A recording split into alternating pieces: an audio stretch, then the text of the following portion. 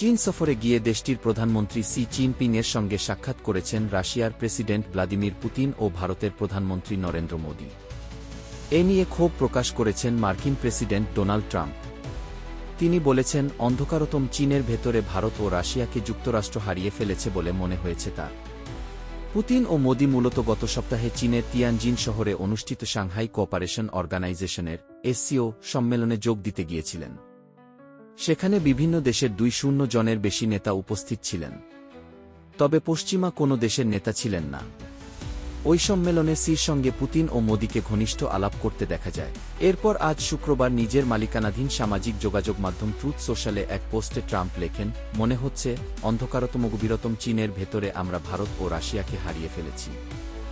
একসঙ্গে তাদের ভবিষ্যৎ দীর্ঘ ও সমৃদ্ধ হোক। পোস্টে এসসিও সম্মেলনে একসঙ্গে থাকা সি, পুতিন ও মোদির একটি ছবিও যুক্ত করেন মার্কিন প্রেসিডেন্ট। ট্রাম্পের ওই পোস্টের বিষয়ে নয়াদিল্লিতে ভারতের পররাষ্ট্র মন্ত্রণালয়ের কাছে জানতে চেয়েছিলেন সাংবাদিকেরা।